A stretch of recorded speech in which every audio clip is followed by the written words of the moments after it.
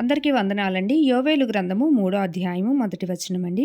ఆ దినములలో అనగా యూదా వారిని యెరూషలేము కాపురస్తులను నేను చెరలో నుండి రప్పించు కాలమున అన్యజనులందరినీ సమకూర్చి యెహోషాపాతు లోయలోనికి తోడుకొని పోయి వారు ఆయా దేశములోనికి నా స్వాస్థ్యమగు ఇశ్రాయేలీయులను చెదరగొట్టి నా దేశమును తాము పంచుకొనుటను బట్టి నా జనుల పక్షమున అక్కడ నేను అరణ్యములతో అన్యజనులతో వ్యాజ్యమాడుదును. 3వ వచనమండి. వారు నా జనుల మీద చీట్లు వేసి వేశ్యకు బదులుగా ఒక బాలుని ఇచ్చి ద్రాక్షారసము కొనుటకై ఒక చిన్నదానిని ఇచ్చి త్రాగుచూ వచ్చిరి కదా.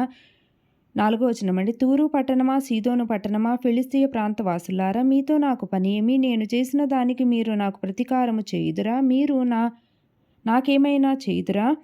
5వ వచనమండి. నా వెండి నా బంగారమును మీరు పట్టుకొని పోతిరి, నాకు ప్రియమైన మంచి వస్తువులను పట్టుకొని పోయి మీ గూళ్ళలో ఉంచుకుంటిరి. యూదా వారిని యెరూషలేము పట్టణపు వారిని తమ సరిహద్దులకు దూరముగా నివసింపజేయుటకై మీరు వారిని గ్రీకీయులకు అమ్మివేసిదిరి. మీరు చేసిన దానిని బహు త్వరగా మీ నెత్తిమీదికి రప్పించెదను. ఇదిగో మీరు చేసిన దానిని మీ నెత్తిమీదికి రాజేయుదును. మీరు వారిని అమ్మి పంపివేసిన ఆయా స్థలంలో నుండి నేను వారిని రప్పింతును.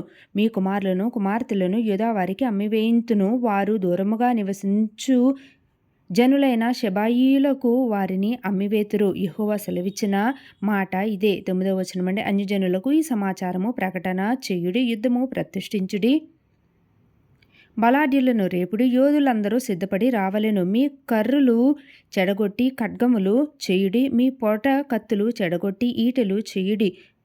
బలహీనుడు నేను బలాఢ్యుడెను అనుకొనవలెను.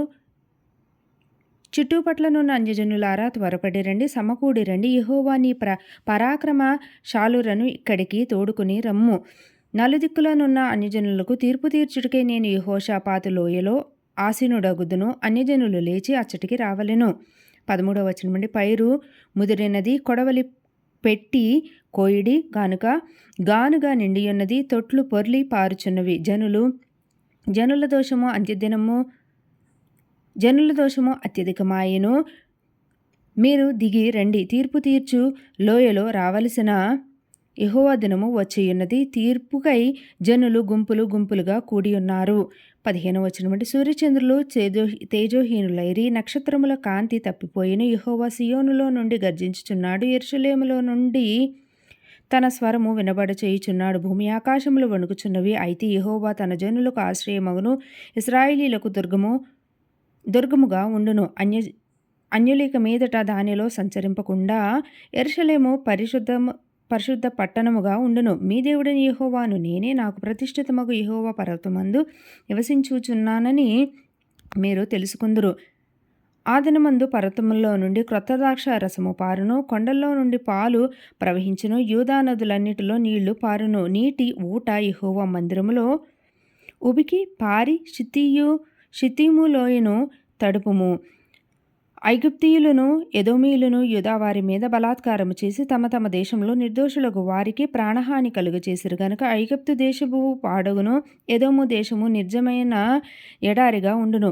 ఇలాగూ నేను ఇంతకుముందు ప్రతీకారము చేయని ప్రాణ దోషమునకై ప్రతీకారము చేయుదును. అయితే యూదా దేశంలో నివాసులు నిత్యముందురు. తరతరములకు యెరూషలేము నివాసముగా ఉండును. యెహోవా సియోనులో నివాసిగా నివసించును. యోవేలు గ్రంథం పూర్తి చేసుకున్నామండి. నెక్స్ట్ ఆమోస్ గ్రంథం అండి.